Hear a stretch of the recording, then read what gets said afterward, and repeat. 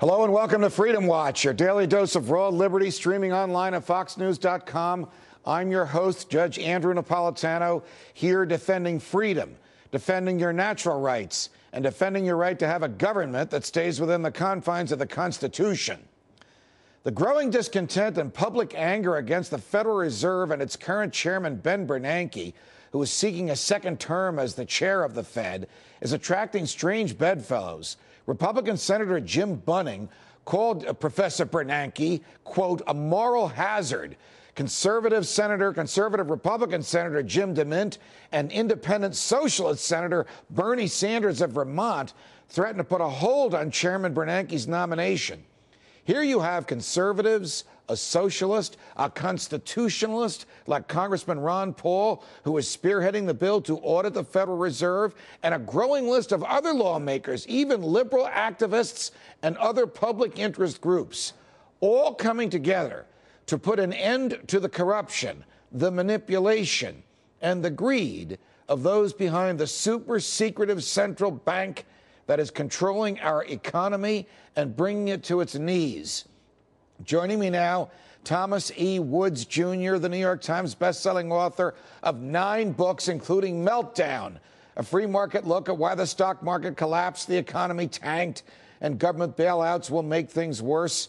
Tom is also a senior fellow at the Von Mises Institute in Auburn, Alabama. Tom, it's a pleasure. Welcome back to Freedom Watch. The pleasure is mine, Judge. So last week when I was filling in for Glenn Beck on his show, I took about 90 seconds to explain the concept of fiat money, how when the Federal Reserve wants to put money into the bank account of a bank that has cash on deposit with it, it doesn't send a wheelbarrow full of gold bricks over to that bank. It doesn't send a wheelbarrow full of cash over to that bank. It doesn't even send a check over to that bank. It just adds zeros to that bank's account, that bank's ledger sheet, and presto, manufactures the money out of thin air. Now, I was overwhelmed with emails, not from people who couldn't believe it, but from people who said, we've known this, why haven't we heard it before? Question.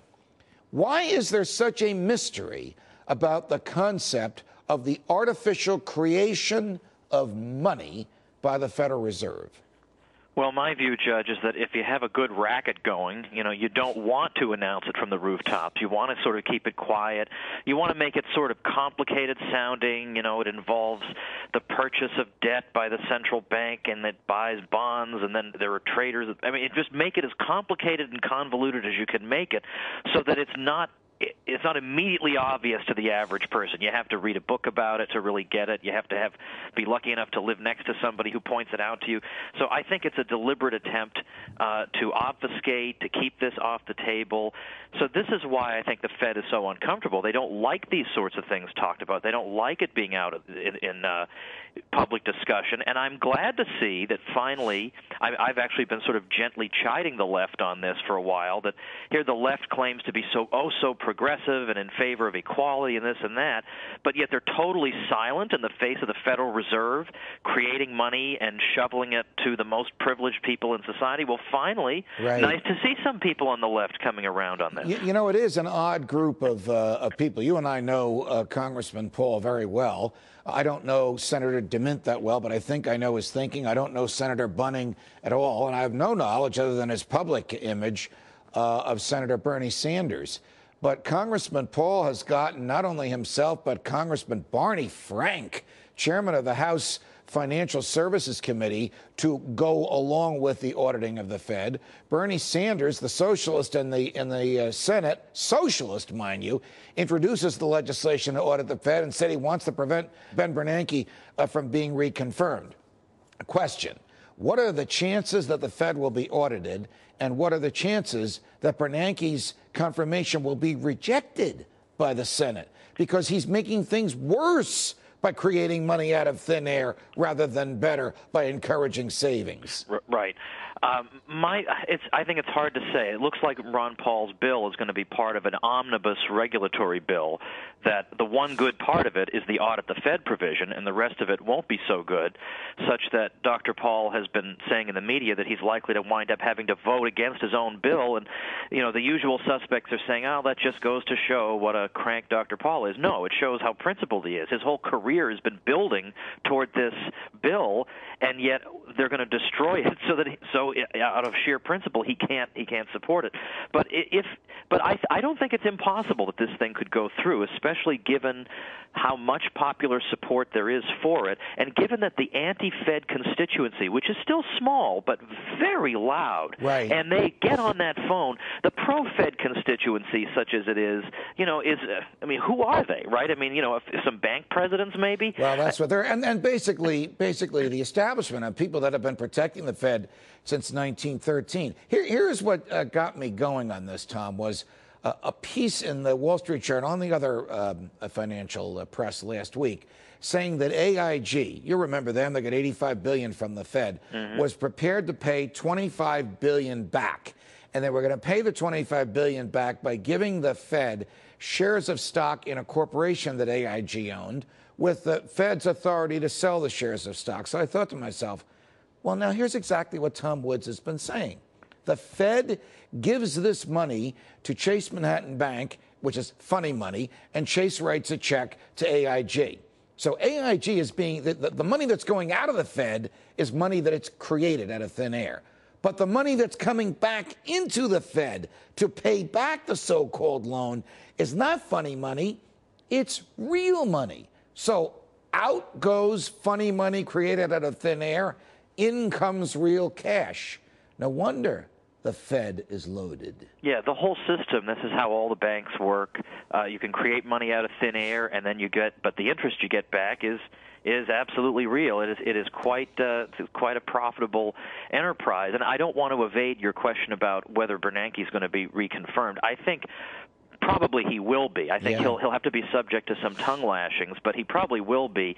But at the same time, we should realize that there isn't exactly, a Ron Paul waiting in the wings to be appointed in his place. And I remember years ago, one of my friends, we were griping about Alan Greenspan, and he knew a lot about Fed officials, and he said, well, if we wound up getting rid of Greenspan, we could wind up with a guy like this Ben Bernanke.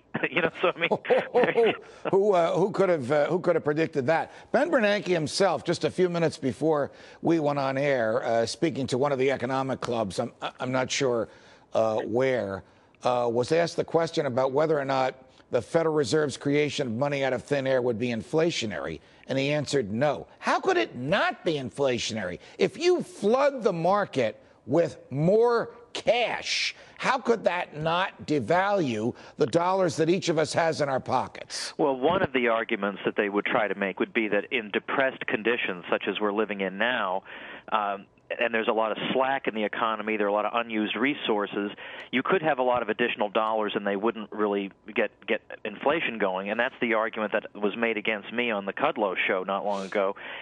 But the answer to that is that what is inflation? It's a lot of dollars chasing the same amount or fewer goods, or just a lot of dollars chasing them. Well, when you have a recession, you have fewer goods because production goes down during a recession. So we got the fewer goods aspect covered, and if you increase the money supply, we got the more dollars covered. So it seems to me that of course there's inflationary potential here. Yeah, he's just I don't want to disillusion anybody, but I think he's misleading people once again. And then now recently he's saying in the press that he and the Fed can regulate and prevent asset bubbles in the future, which goes to show that they've learned nothing. Again, they're acting as if asset bubbles just appear out of nowhere, as the Fed is just a bystander, and then they're going to come in and intervene. Maybe there's some regulatory way they could have popped a housing bubble, but then the money they created would have gone into some other asset, or it would have distorted relative prices elsewhere in the economy. What they do distorts the economy no matter how they try to fix it up afterward. We're chatting with Tom Woods, who's the author of Meltdown, the runaway New York Times bestseller, which, by the way, is, in my view, the best explanation of what has happened in the American economy in the past 2 years that has brought us to this mess. Do these guys, does this mentality that thinks that they can just create bubbles and burst them, create money out of thin air. Tom, do they really think that this will bring long-term stability to the American economy, or do they just sort of hope for spans of time like Greenspan, recession, depression, another span like we had under Greenspan?